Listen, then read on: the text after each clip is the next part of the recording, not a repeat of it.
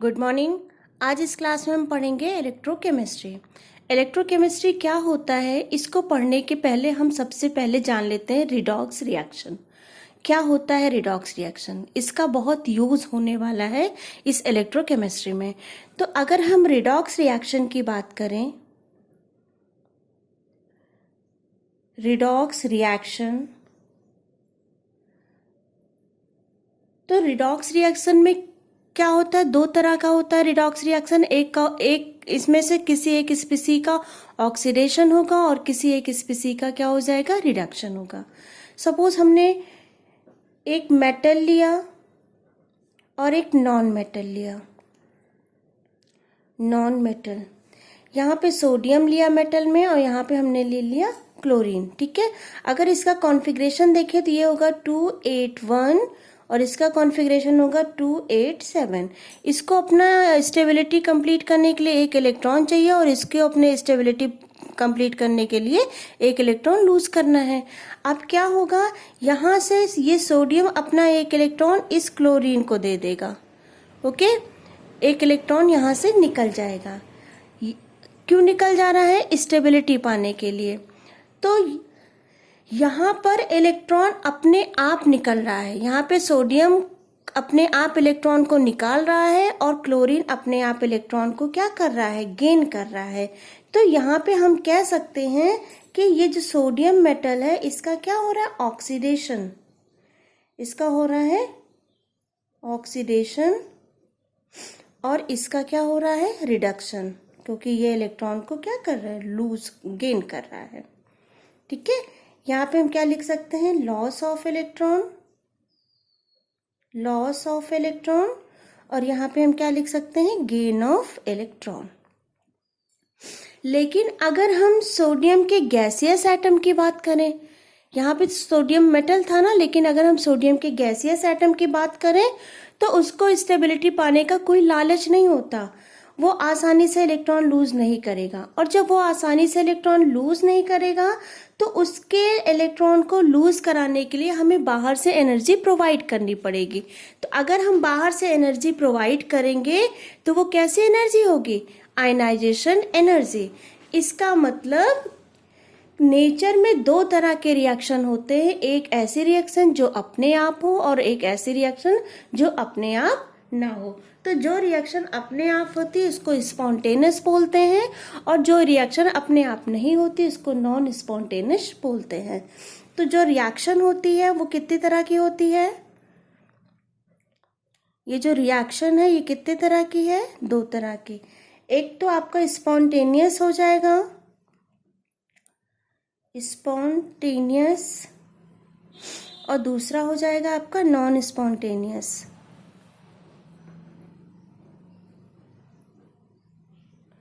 Non spontaneous. अब nature में ये रिएक्शन क्यों होती है, अभी एक एग्जाम्पल के थ्रू हम आपको समझाते हैं। जैसे स्पॉन्टेनियस और नॉन स्पॉन्टेनियस का एक बहुत अच्छा एग्जाम्पल है। सपोज ये थोड़ा हाइट है, ठीक है, यहाँ पे एक बॉल है। इस बॉल की अभी जो पोटेंशियल एनर्जी है ये क्या है? 0 है। ठीक है, अब जब इस बॉल को हम यहाँ पे ले जाएंगे, यहाँ पे, ठीक है, तो हमें एनर्जी क्या है? देनी पड़ेगी। ओके, हमें एनर्जी क्या है? एनर्जी हमको देनी पड़ेगी। और जब ये बॉल ऊपर से नीचे आएगा तो ये इस बॉल को ऊपर से नीचे आने के लिए हमें कोई एनर्जी देनी नहीं पड़ेगी, ये अपने आप होगा। ओके, यहाँ पे हमने बॉल को ऊपर पहुंचाने के लिए एनर्जी दी, हमें मेहनत करनी पड़ी, और यहाँ पे बॉल अपने आप ऊपर से नीचे आ जाएगा। ठीक है, तो ये अपने आप हो रहा है, तो इसको हम क्या बोलते हैं? क्या बोल सकते हैं? स्पॉन्टेनियस। ओके, लेकिन ये हम करा रहे हैं इसलिए ये क्या हो जाएगा? Non spontaneous. Non spontaneous. बात समझ में आई? दो तरह की रिएक्शन होती है। अगर कोई रिएक्शन अपने आप हो रही है तो वो स्पॉन्टेनियस हो जाएगा, और अगर कोई रिएक्शन अपने आप नहीं हो रही है तो वो नॉन स्पॉन्टेनियस हो जाएगा। ओके, लेकिन अगर हम केमिस्ट्री के लेकिन इसी चीज को अगर हम केमिस्ट्री के टर्म में बोले तो हम कह सकते हैं कि जब कोई मॉलिक्यूल हायर एनर्जी से लोअर एनर्जी में आने की कोशिश करता है, स्टेबिलिटी पाने की कोशिश करता है और इलेक्ट्रॉन लूज करता है, ठीक है। तो जैसे ये हायर एनर्जी और ये लोअर एनर्जी, जब इलेक्ट्रॉन यहाँ से नीचे जाएगा, मतलब हायर एनर्जी से लोअर एनर्जी में जा रहा है, तो वो अपनी स्टेबिलिटी पाना चाहता है, और जब स्टेबिलिटी पाना चाहता है तो उसके लिए वो इलेक्ट्रॉन का क्या करे, एनर्जी का क्या करता है, लॉस करता है। तो ये जो एनर्जी निकलती है हीट के फॉर्म में या लाइट के फॉर्म में, हमें उसी एनर्जी को पकड़ना है और उसी एनर्जी को हमें कहीं अच्छी जगह पे यूटिलाइज करना है, ठीक है। ऐसे ही अगर केमिस्ट्री में रिडॉक्स रिएक्शन हो रहा है तो वह रिडॉक्स रिएक्शन इसलिए हुआ होगा कि पहले दोनों स्पीसी अनस्टेबल रहे होंगे और बाद में दोनों क्या हो गए होंगे, स्टेबल हो गए होंगे। रिडॉक्स में यही तो होता है ना, एक का ऑक्सीडेशन और एक का रिडक्शन होता है। तो पहले वो दोनों क्या थे, वो अनस्टेबल थे, बाद में वो स्टेबल हुए होंगे। तो स्टेबिलिटी पाने के लिए उन्होंने जो एनर्जी लूज की थी या जो एनर्जी लॉस की थी, उसी एनर्जी को हम कहीं पे अगर यूज कर लेंगे तो उसी एनर्जी को हमें यूज करना है किसके अंदर, इलेक्ट्रोकेमिस्ट्री के अंदर, ठीक है। आइए कुछ रिएक्शन से इस चीज को हम समझते हैं। सपोज हमने 3 कंटेनर लिया,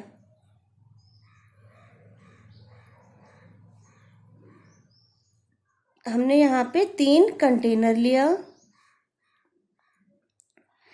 एक कंटेनर में हमने कॉपर सल्फेट का सॉल्यूशन डाला, कॉपर 2+ और सल्फेट 2-, और यहाँ पे हमने जो रॉड डाली वो किसकी डाली, जिंक की। ये जो रॉड है ये जिंक मेटल है, सॉलिड जिंक मेटल, ओके। दूसरे कंटेनर में ये कॉपर सल्फेट का सॉल्यूशन है, यहाँ पे लिख दे रहे हैं नीचे कॉपर सल्फेट। दूसरे कंटेनर में हमने क्या लिया, जिंक सल्फेट का सॉल्यूशन लिया, जिंक सल्फेट का। और ये जो रॉड लिया ये हमने कॉपर का सॉलिड मेटल लिया। और तीसरे में हमने क्या लिया, तीसरे में हमने सिल्वर क्लोराइड लिया। और ये जो रॉड लिया ये हमने कॉपर का ले लिया, कॉपर का सॉलिड मेटल, कॉपर मेटल या कॉपर रॉड भी हम इसको बोल सकते हैं। ये जो सॉल्यूशन था कॉपर सल्फेट का, इसका कलर होता है ब्लू। ये क्या है, ये कलरलेस है, ये कलरलेस है। और ये भी आपका क्या है, सिल्वर क्लोराइड, ये भी कलरलेस है,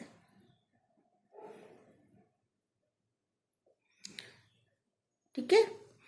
धीरे धीरे हम क्या देखते हैं, जैसे ही कॉपर सल्फेट के सॉल्यूशन में हम ये जिंक रॉड डालेंगे, धीरे धीरे ये जो ब्लू कलर है ये ब्लू कलर से धीरे धीरे लाइट ब्लू कलर में चेंज हो जाएगा। और अगर हम इस जिंक मेटल की रॉड को इसी सॉल्यूशन में छोड़ देंगे तो ये बिल्कुल, ये जो कॉपर सल्फेट का सॉल्यूशन है ये कलरलेस हो जाएगा। ऐसा क्यों होता है, ऐसा क्या हो रहा है, ऐसा इसलिए हो रहा है क्योंकि इस सॉल्यूशन के अंदर डिस्प्लेसमेंट रिएक्शन हो रही है। आइए देखते हैं कैसे होती है। इस मेटल रॉड पे यहाँ पे क्या है, जिंक के क्या है, मॉलिक्यूल है, सॉरी जिंक के एटम है, ओके। अब ये जो जिंक है ये अपने 2 इलेक्ट्रॉन लूज करेगा, इस रॉड के अंदर लूज करेगा और Zn2+ बनकर बाहर निकल आएगा। जैसे ही ये Zn अपने 2 इलेक्ट्रॉन इस रॉड के अंदर लूज करता है, ये कॉपर जाके इस रॉड के सरफेस पे चिपक जाता है, क्योंकि ये प्लस चार्ज है, इसको माइनस चार्ज है। माइनस चार्ज कहाँ है, इस रॉड के अंदर है, ओके। तो ये प्रोसेस कंटिन्यू चलता रहता है, ये प्रोसेस क्या है, कंटिन्यू चलता रहता है, जिससे कॉपर इस सरफेस पे जाके चिपक जाता है, इस रॉड के सरफेस पे जाके चिपकने लगता है, ओके। तो धीरे धीरे सारे कॉपर्स, ऑलमोस्ट सारे कॉपर इस रॉड पे जाके चिपक जाते हैं और इस रॉड के ऑलमोस्ट सारे Zn+ सॉल्यूशन में आ जाते हैं और इसीलिए ये सॉल्यूशन क्या हो जाता है, कलरलेस हो जाता है। इस रिएक्शन को हम डिस्प्लेसमेंट रिएक्शन बोलते हैं और क्योंकि ये रिएक्शन अपने आप हो रही है इसलिए हम इसको क्या बोलेंगे, स्पॉन्टेनियस रिएक्शन। कैसे होती है ये रिएक्शन, देखो इसमें zinc plus copper sulphate, copper ने किसको डिस्प्लेस कर दिया, सॉरी जिंक ने किसको डिस्प्लेस कर दिया, कॉपर को, तो क्या बन जाएगा, जिंक सल्फेट प्लस कॉपर। क्योंकि ये रिएक्शन अपने आप हो रही है तो इसको हम क्या बोल सकते हैं, स्पॉन्टेनियस रिएक्शन। ओके, और अगर हम इसकी बात करें, ठीक है, जिंक सल्फेट के सॉल्यूशन में अगर कॉपर का रॉड ऐड करें तो यहाँ पे कोई रिएक्शन नहीं होती है। यहाँ पे भी ये क्या है, कॉपर के एटम है यहाँ पे, ठीक है, लेकिन यहाँ पे कोई रिएक्शन नहीं होती है, कॉपर जिंक को डिस्प्लेस नहीं कर पाता है। तो अगर हम ये वाली रिएक्शन लिखना चाहें, ठीक है, कॉपर सल्फेट और जिंक, तो ये रिएक्शन पॉसिबल नहीं है। इस रिएक्शन को कराने के लिए हमें हो सकता है बहुत ज़्यादा एनर्जी प्रोवाइड करनी पड़े, ये रिएक्शन अपने आप नहीं हो सकती। तो इसको हम क्या बोल सकते हैं, नॉन स्पॉन्टेनियस रिएक्शन। ओके, और अगर हम इसकी बात करें, ये भी क्या है, कलरलेस है। इसमें क्या है, कॉपर की रिएक्शन किससे हो रही है, सिल्वर क्लोराइड से, तो ये क्या बना रहा है, कॉपर क्लोराइड और सिल्वर बाहर हो जा रहा है, ठीक है। इसमें होता क्या है बेटा, ये रिएक्शन पॉसिबल है कि नहीं, ये रिएक्शन पॉसिबल है। इसमें भी वही चीज हो रहा है, कॉपर अपना इलेक्ट्रॉन लूज करके, ये जो कॉपर है ये अपना 2 इलेक्ट्रॉन लूज करके बाहर आ रहा है और ये जो Ag+ है, ये जैसे ही कॉपर अपना 2 इलेक्ट्रॉन लूज करके बाहर आ रहा है, Ag+ जाके इसके सरफेस पे क्या कर रहा है, चिपक रहा है। तो धीरे धीरे ये प्रोसेस कंटिन्यू हो रही है।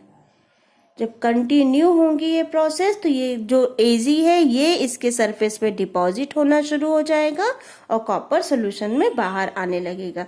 ये इसमें ये जो रिएक्शन हो रही है, इस रिएक्शन को हम क्या बोल सकते हैं, स्पॉन्टेनियस रिएक्शन।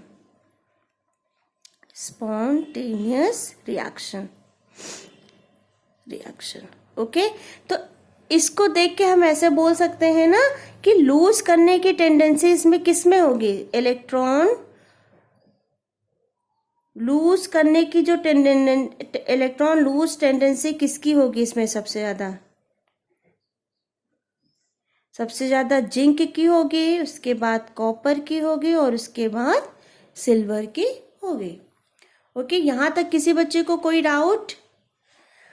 अब क्योंकि जिंक में इलेक्ट्रॉन लूज करने की टेंडेंसी सबसे ज्यादा होगी, तो अगर ऑक्सीजन, यहाँ पे कोई ऑक्सीजन आ जाए, ऑक्सीजन नॉन मेटल है, तो इसमें जिंक और कॉपर से कौन इसको आसानी से इलेक्ट्रॉन दे सकता है, जिंक क्या करेगा, आसानी से अपना 2 इलेक्ट्रॉन क्या करेगा, इसको देगा और क्या बना लेगा, जिंक ऑक्साइड। लेकिन अगर हम कॉपर की बात करें, ठीक है, तो कॉपर इसको इलेक्ट्रॉन नहीं दे सकता उतनी आसानी से, ठीक है। तो ये जो कॉपर ऑक्साइड बनना है ये पॉसिबल नहीं है, ये वाला अपने आप हो रहा है, ये पॉसिबल हो सकता है। तो इसको हम क्या बोल सकते हैं, स्पॉन्टेनियस, और इसको हम बोल सकते हैं नॉन स्पॉन्टेनियस रिएक्शन। तो इसका मतलब जो रिएक्शन अपने आप हो रही है उसमें रिएक्टेंट की एनर्जी ज्यादा और प्रोडक्ट की एनर्जी क्या है, कम है। जैसे जो रिएक्शन अपने आप हो रही है, अपने आप क्यों हो रही है, क्योंकि इसको स्टेबिलिटी पाना है, और स्टेबिलिटी क्यों पाना है, क्योंकि इसकी एनर्जी ज्यादा है और ये अपनी एनर्जी को लूज करेगा तभी तो ये स्टेबल होगा। तो इसमें जो एनर्जी है रिएक्टेंट की वो ज्यादा है और प्रोडक्ट की जो एनर्जी है वो क्या है, कम है। और अगर हाई एनर्जी से रिएक्शन लो एनर्जी में जा रही है तो वो एनर्जी कहीं ना कहीं मतलब कन्वर्ट हो रही है, या तो वो हीट के फॉर्म में कन्वर्ट हो रही है या फिर वो लाइट के फॉर्म में कन्वर्ट हो रही है। ठीक है, एक चीज और समझ लेते हैं। ये तो मैंने एक जनरल बताया कि वो वो एनर्जी या तो लाइट या हीट के फॉर्म में कन्वर्ट हो जाती है, लेकिन अगर हम इसकी बात करें तो ये यहाँ पे देखो, ये जो आपका रिएक्टेंट है इसकी एनर्जी ज़्यादा है और प्रोडक्ट की एनर्जी कम है। तो जब ये रिएक्टेंट प्रोडक्ट में कन्वर्ट होगा तो एनर्जी क्या करेगा, लूज करेगा। तो जब ये लगातार एनर्जी अपनी लूज करता जाएगा तो एक टाइम ऐसा आएगा ये सॉल्यूशन बहुत ज़्यादा गर्म हो जाएगा। ओके, तो इस सॉल्यूशन में की जो एनर्जी है वो कहीं अच्छी जगह पे यूटिलाइज हो जाए और हमारा सॉल्यूशन गर्म ना हो जाए, उसके लिए हमें क्या करना पड़ता है, कुछ ऐसा उपाय करना पड़ता है जिससे हम इसकी एनर्जी को भी यूज कर लें और हमारा रिएक्टेंट प्रोडक्ट बनके स्टेबल भी हो जाए। तो आज के लेक्चर में बस इतना, बाकी कल।